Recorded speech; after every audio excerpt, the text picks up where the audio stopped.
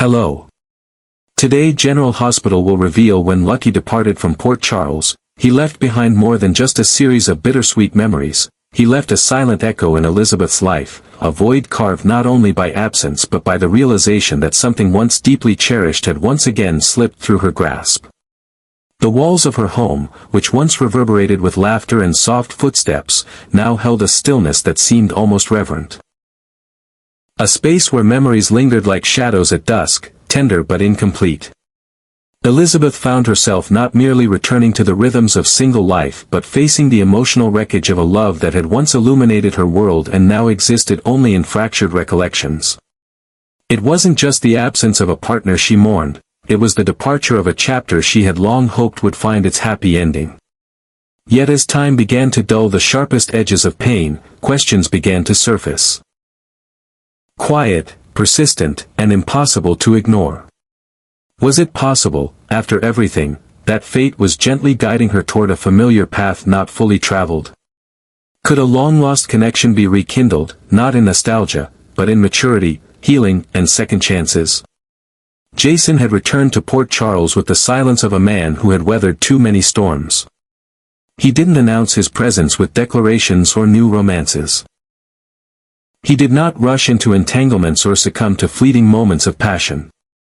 Despite a few tender interactions with Anna, and brief, almost imperceptible gestures toward Sasha, it was clear that Jason's heart was not wandering aimlessly.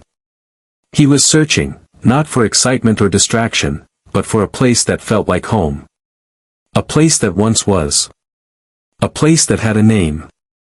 And though he never said it aloud, that place had always quietly been Elizabeth. She had been the one to crack his stoic shell, to see the man beneath the myth, to offer warmth to a soul shaped by cold necessity. Now, years later, they were no longer reckless young lovers tangled in the heat of possibility.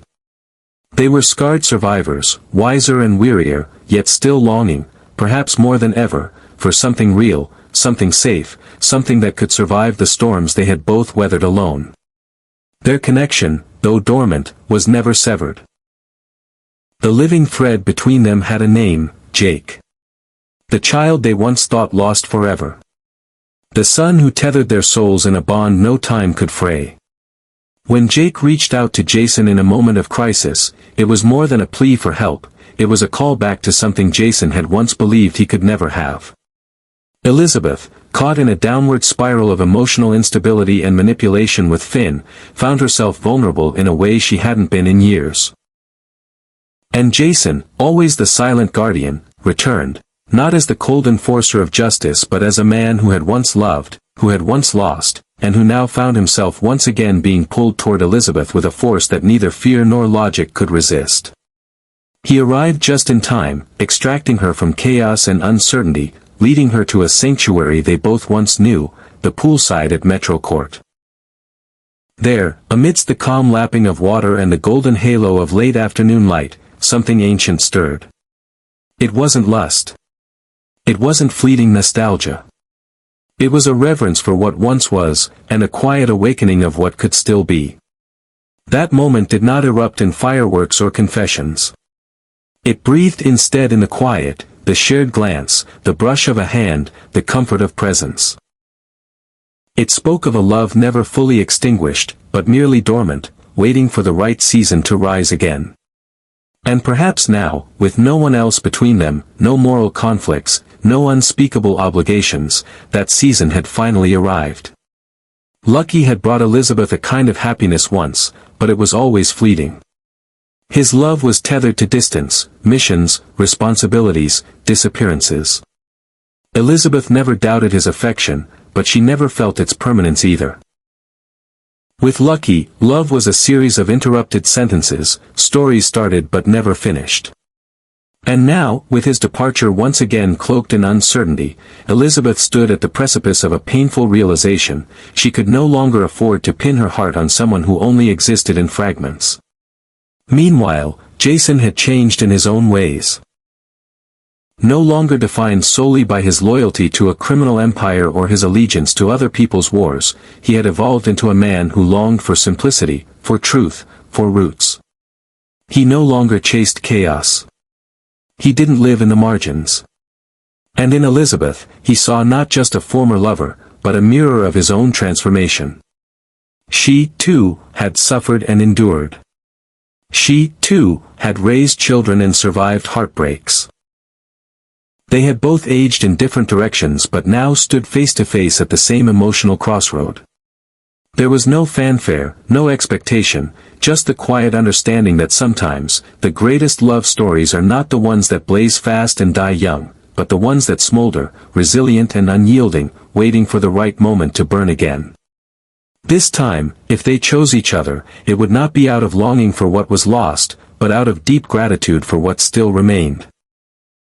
Jason would no longer be the mysterious stranger who swept in to save the day and vanished into the night. Elizabeth would no longer be the woman left to wonder why love always came at such a cost. They would be partners, equal, honest, and vulnerable. Not trapped in the mythology of their youth, but empowered by the lessons they had learned apart. And perhaps in the quiet moments, over coffee in the early morning, or a soft laugh after dinner, or the simple act of tucking Jake in at night, they would find that love, once thought impossible, had always been waiting in the wings. The pain of Lucky's goodbye would linger, as all real goodbyes do. But it would no longer define Elizabeth. And Jason, whose life had so often been shaped by sacrifice, might finally come to understand that he, too, was worthy of love that stayed. Together, they could build not a fantasy, but a foundation. One grounded in shared history, mutual respect, and the unshakable belief that even after all this time, even after all they'd endured, love still had something left to offer them both. And maybe, just maybe, that something would be enough to carry them into a future neither of them ever dared to dream. Fans have long been captivated by the quiet intimacy between Jason and Elizabeth, a love story that has never needed grand declarations to make its presence felt. The gentle way Jason looked at Elizabeth, his gaze softening in a way that betrayed the storm behind his stoic exterior, spoke volumes. His touch, fleeting as a breeze brushing across her skin, carried a weight that no words could capture.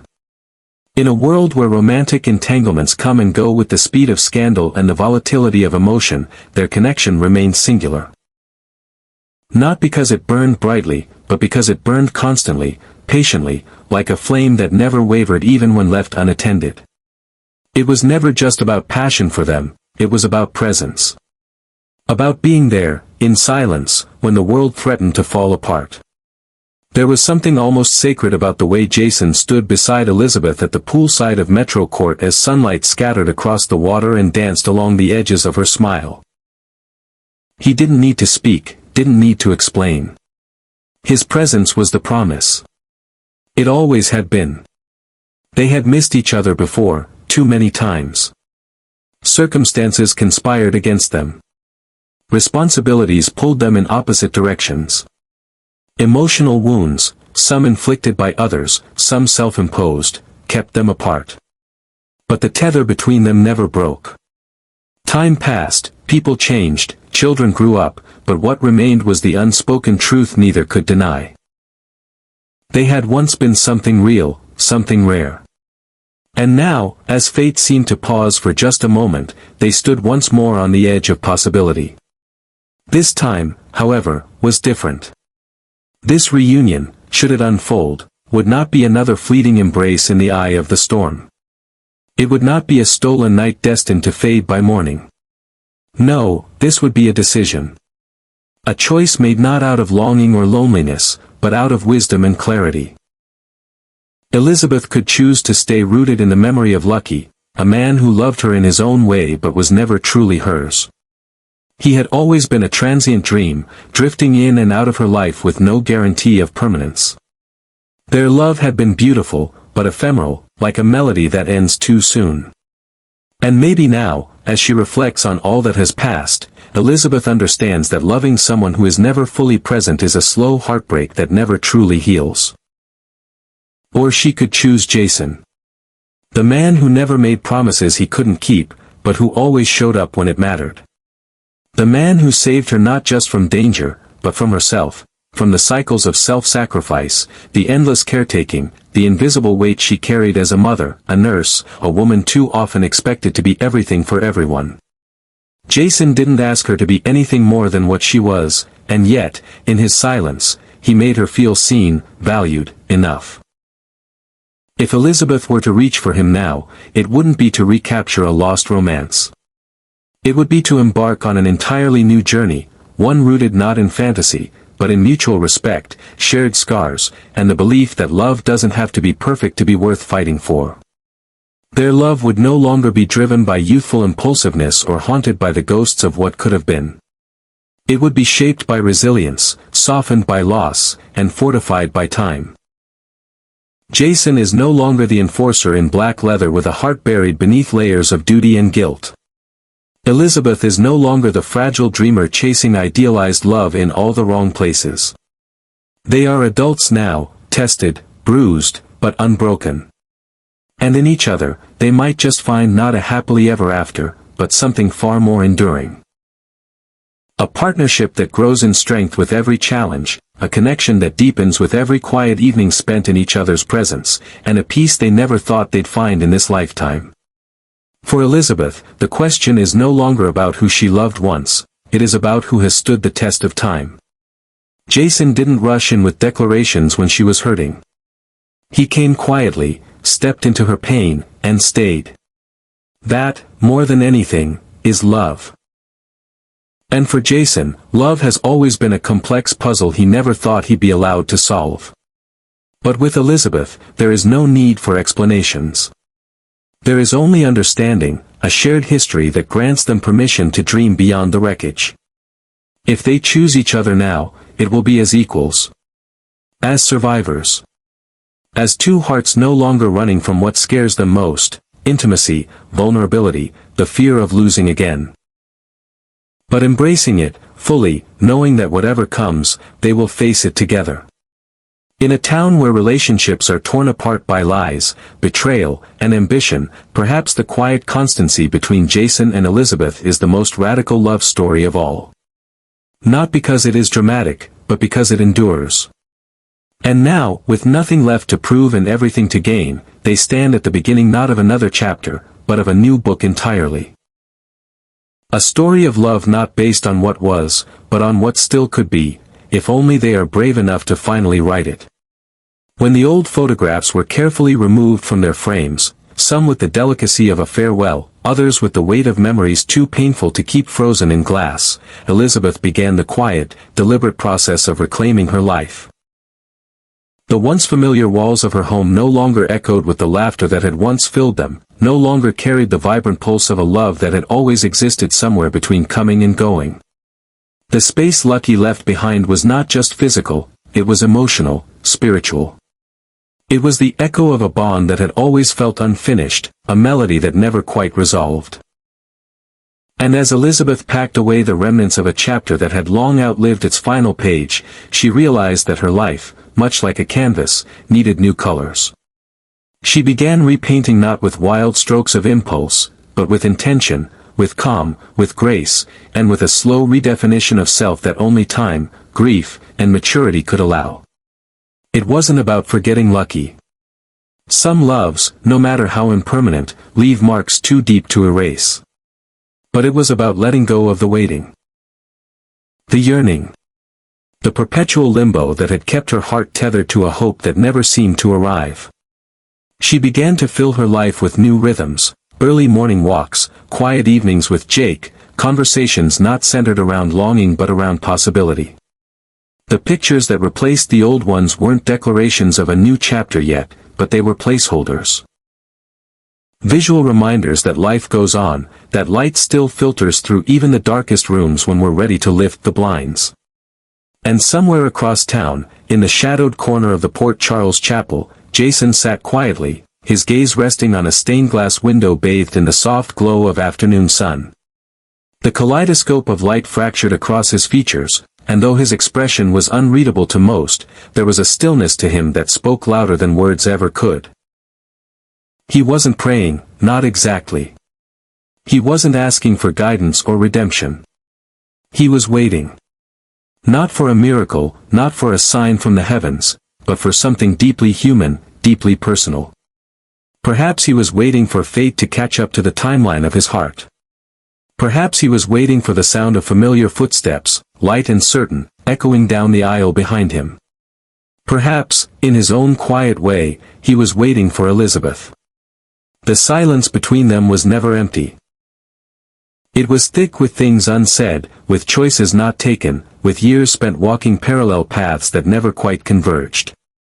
And though neither had ever spoken it aloud, they both knew that something between them had never been resolved. Not truly. Not fully. The unresolved thread that linked their souls had frayed, yes, but it had never snapped. It lingered like a question posed long ago, unanswered but never forgotten. Now, as life seemed to offer them a rare stillness amidst chaos, that thread began to tighten once more, not out of desperation, but out of clarity. Jason had always been a man of few words. His emotions were etched not in speeches, but in the way he stood guard outside a hospital room, in the way he remembered every small detail about the people he cared for, in the way he showed up, every time it truly mattered. Elizabeth had always understood that about him. She had never needed grand gestures. She had only ever needed to be seen. And when Jason looked at her, really looked at her, it was as though he saw all of her, the broken pieces, the strength, the vulnerability, the hope, and accepted them without hesitation. And now, with the past no longer obstructing the present, that look, that connection, might finally have the space to breathe again. This time, it wouldn't be about righting old wrongs or making up for lost time. It would be about beginning anew, not erasing the past but using it as a foundation, one built not on fantasy but on the hard-earned wisdom of experience. Elizabeth, with her heart still tender from letting go, and Jason, with his guarded soul slowly cracking open to possibility, were not the same people they once were. But maybe that was the point. Maybe love, when real, doesn't stay trapped in its original form, it grows, it evolves, it learns how to survive in new soil. If they came together now, it would be as two people not trying to reclaim something lost, but to build something new. Something honest. Something earned. And perhaps, in the hush of that chapel, in the quiet between moments, they would finally allow themselves the courage to answer the question their hearts had whispered for years. Because sometimes, it isn't the dramatic reunions or the sweeping proclamations that change the course of a life. It's the gentle realization that you've been moving toward the same person all along, and now, finally, nothing stands in your way. Whatever brought Jason to that chapel, intuition, memory, or hope, it had led him to a moment suspended in time.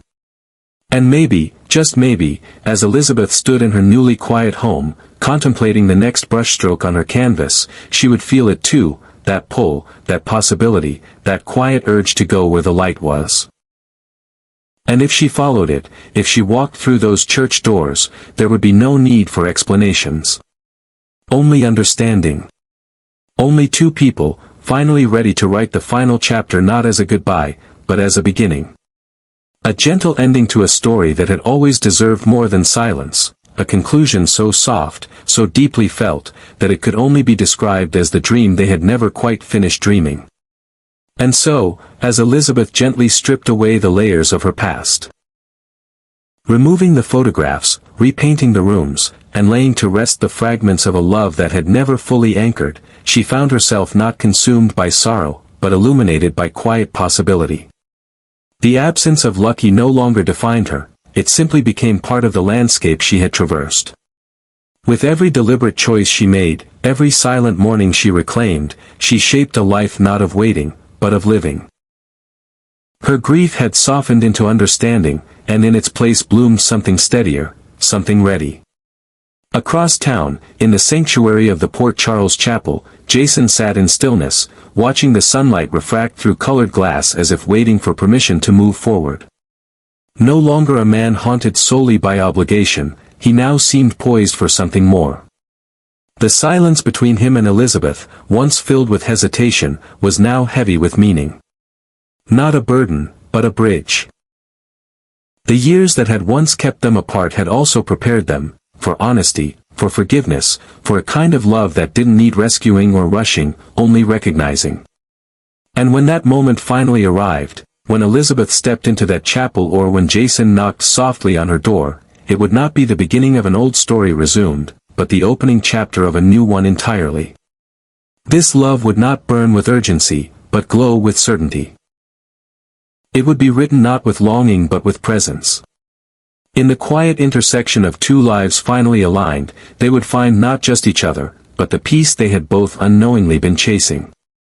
And in that peace, perhaps, they would finally write the ending they were always meant to share, an ending not of closure, but of calm, of home, of love that had endured every storm to arrive at last.